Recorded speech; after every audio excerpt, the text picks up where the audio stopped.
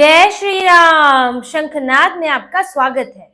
Shiv Sena UBT में आजकल आग लगी हुई है। उद्धव ठाकरे, आदित्य ठाकरे, संजय राउत सब बौखलाए हुए हैं और अपनी पुरानी नेता नीलम गोरे उनके पीछे पड़े हुए हैं। शिवसेना की यूबीटी के नेताओं को उनको गालियां देने के लिए उनके पीछे छोड़ दिया है। नीलम गोरे ने जो अब एक बयान दिया है जिसमें उन्होंने यूबीटी में अपने अनुभव बताए और बताया कैसे उद्धव ठाकरे कुछ लोगों द्वारा घिरे हुए हैं और उन्हीं की सुनते हैं और कैसे वो लोग नीचे स्तर के नेताओं को, पार्टी के नीचे स्तर के कार्यकर्ताओं को किस तरह से वो हतोत्साहित करते हैं, उनको जो है ऊपर बढ़ने के लिए किस तरह से रिश्वत देनी होती है, उनसे कैसी कैसी डिमांड की जाती है। ये सब बातें नीलम गोरे ने बताई और आरोप लगाए उद्धव ठाकरे की पार्टी पर। और उन्होंने वो बताया जो उनका अपना अनुभव था, यानी कि उन्होंने जो पार्टी के दौरान जब वो उस पार्टी में थी तब उन्होंने देखा था।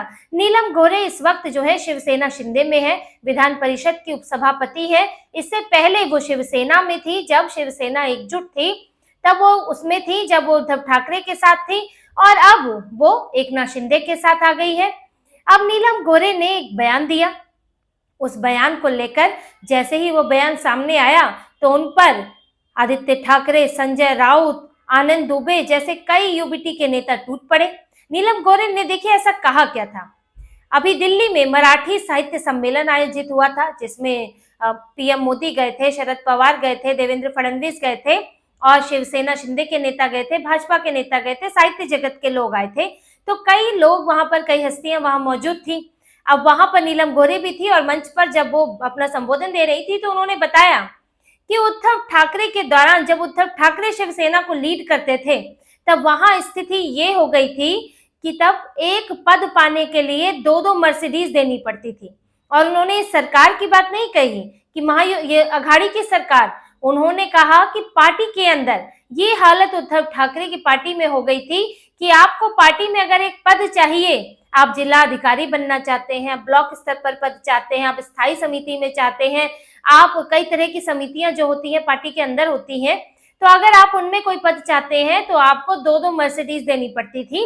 यानी कि उनका कहना था कि आपको रिश्वत देनी पड़ती थी। अब वो मर्सिडीज हो सकती है, पैसों के रूप में हो सकती है या किसी और रूप में भी रिश्वत हो सकती है, लेकिन आपको पार्टी के अंदर ही भ्रष्टाचार का सामना करना पड़ता था। और ये भ्रष्टाचार कर रहे थे उद्धव ठाकरे के इर्द गिर्द मौजूद कुछ नेता।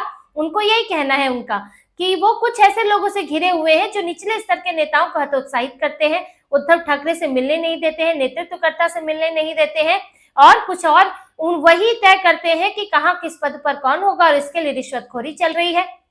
अब जैसे ही ये बात उन्होंने रखी तो आग बबूला हो गए उद्धव ठाकरे, उनकी पार्टी के नेता आग बबूला हो गए, महिला विंग आग बबूला हो गई और उनके लिए गंदे गंदे शब्दों का इस्तेमाल किया जाने लगा। जो नीलम गोरे ने कहा उसको आप खंडन उसका कर सकते हैं कि वो झूठ बोल रही हैं, वो शिंदे की पार्टी में है। वैसे भी वो बयान एक राजनीतिक बयान के तौर पर भी लिया जा सकता है क्योंकि वो दूसरी पार्टी है, दूसरी पार्टी से है, लेकिन उनके लिए घटिया शब्दों का इस्तेमाल किया गया नीलम गोरे के लिए। संजय राउत की तो जबान पर वैसे ही काबू नहीं है। उन्होंने निर्लज, गंदे लोग और जोक ऐसे ऐसे शब्दों का इस्तेमाल किया, नमक हराम जैसे शब्दों का इस्तेमाल किया कि नीलम गोरे नमक हराम है, जिस सोने की थाली में खाया उसी में गंदगी फैलाकर चली गई। सबसे ज्यादा घटिया शब्द उन्होंने इस्तेमाल किए। आनंद दुबे भी बोले, उन्होंने भी कहा कि इस तरह की गंदी राजनीति नहीं करनी चाहिए। नीलम गोरे जो है वो गलत आरोप लगा रही हैं। आदित्य ठाकरे ने भी गंदे लोग शब्द का इस्तेमाल किया और सबने घेर लिया और भी उनके लिए अलग अलग तरह के शब्द इस्तेमाल हुए, जिसमें संजय राउत ने सबसे घटिया शब्दों का इस्तेमाल किया। नीलम गोरे ने एक बयान दिया।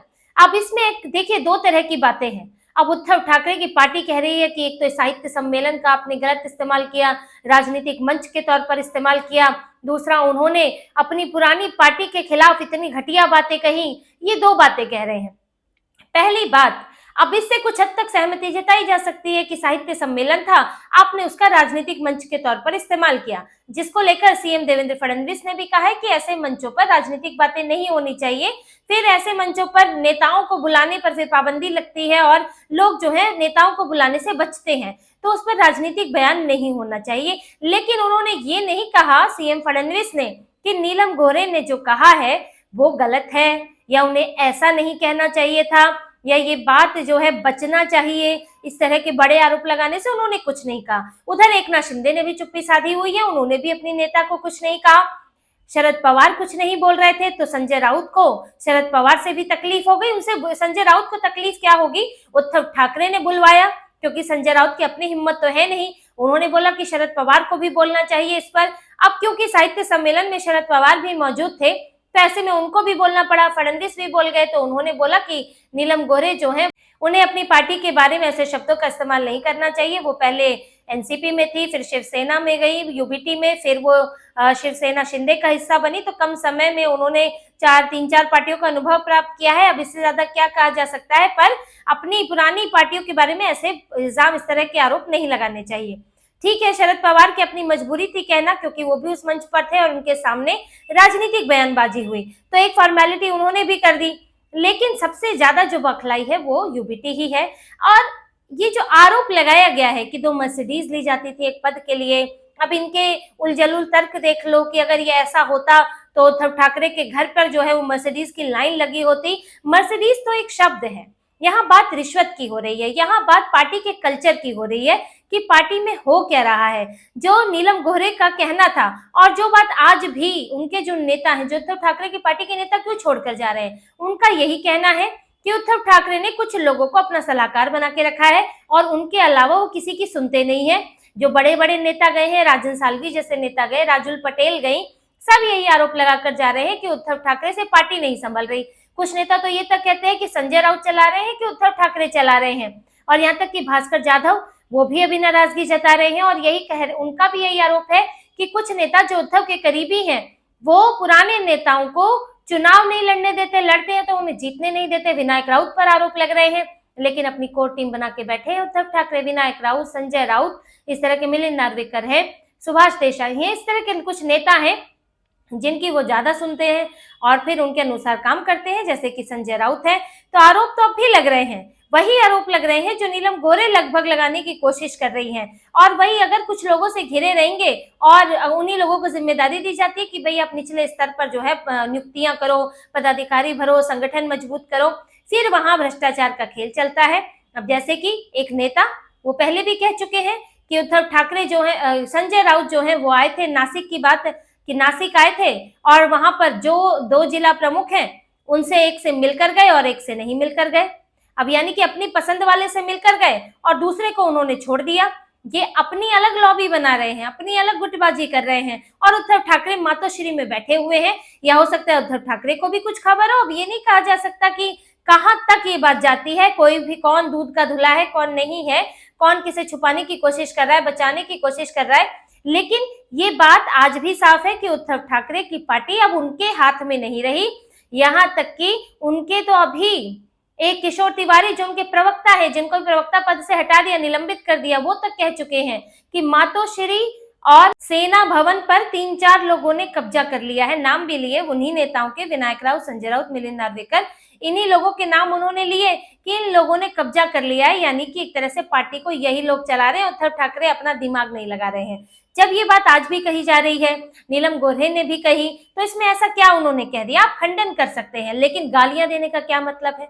आप भद्दे शब्द इस्तेमाल क्यों कर रहे हैं? एक तो महिला है, उन्होंने ऐसी क्या बात कह दी उद्धव ठाकरे के लिए? उन्होंने भद्दे शब्दों का इस्तेमाल तो नहीं किया, उन्होंने सरकारी भ्रष्टाचार की बात भी नहीं की, उन्होंने पार्टी के अंदर भ्रष्टाचार की बात कही और वो भी उद्धव ठाकरे पर आरोप नहीं लगाया, उनकी एक कोर टीम पर आरोप लगाया। और इसीलिए देखिए संजय राउत सबसे ज्यादा भड़के हुए हैं, क्योंकि सबसे ज्यादा आरोप उन्हीं पर लगते हैं और इसीलिए उन्होंने निर्लज, गंदे लोग, नमक हराम जैसे शब्दों का इस्तेमाल किया। अब इनके इन शब्दों का जवाब तो इन्हें मिलना ही था। जब इन्होंने नीलम गोरे को घेरना शुरू किया तो शिवसेना शिंदे भी आगे आ गई और फिर संजय राउत का विरोध, संजय राउत को उनके खिलाफ जूते मारो रैली निकाली गई पुणे में। जो शिवसेना शिंदे के नेता हैं, महिला नेता हैं, उन्होंने संजय राउत का पोस्टर लेकर उस पर जूते मारे, जूते मारो रैली निकाली। और उनके नेता नाना भंगीरे ने, उन्होंने भी वही बात कह दी जो नीलम गोरे ने कही, क्योंकि वो भी यूबीटी के साथ हुआ करते थे, जो उद्धव ठाकरे के साथ हुआ करते थे। और उन्होंने यही कहा, उन्होंने बताया कि मुझसे भी पैसे मांगे गए थे स्थायी समिति का सदस्य बनाने के लिए, मुझसे संजय राउत ने पैसे मांगे थे 25 लाख रुपए। और ये मैसेज मुझे बाला कदम ने पहुंचाया था। उनके जरिए, बाला कदम के जरिए मुझसे 25 लाख रुपए मांगे गए कि तुमको स्थायी समिति का, यूबीटी की स्थायी समिति का सदस्य बना देंगे, तुम 25 लाख रुपए दे दो। अब ये पैसे किसके लिए मांगे जा रहे हैं? सवाल तो ये भी उठता है कि आप पार्टी के लिए मांग रहे हैं, अपने ही नेताओं से वसूली करके पार्टी में देंगे या अपना घर भरेंगे? तो ये सवाल तो उद्धव ठाकरे को पूछना चाहिए कि इतने नेता क्या झूठ बोल रहे हैं। नाना भंगीरे ने साफ तौर पर ये बात कही। उन्होंने कहा अभी तो और खुलासे होने वाले बाकी है कि इस पार्टी में चल क्या क्या रहा है। और संजय राउत के लिए उन्होंने ये भी कहा कि अभी तो सिर्फ जूते मारो रैली निकाली है, अगर ये पुणे आएंगे तो इनका मुंह काला करके छोड़ेंगे, पुणे में कदम ना रखें, अगर आए तो फिर इनका मुंह काला होगा, क्योंकि इन्होंने हमारी महिला नेता के खिलाफ बहुत ही गंदे और भद्दे शब्दों का इस्तेमाल किया है। तो संजय राउत की तड़प तो समझ आती है कि अब सीधे सीधे वो निशाना बन रहे हैं, और यहाँ उद्धव ठाकरे जैसे मूर्ख बन रहे हैं वो भी समझ आता है, क्योंकि उनकी बुद्धि कब से बंद है। उन्हें तो बल्कि जांच करनी चाहिए कि कैसे इनके ऊपर बार बार पुराने से लेकर नए नेता संजय राउत, विनायक राउत इन पर आरोप लगा रहे हैं।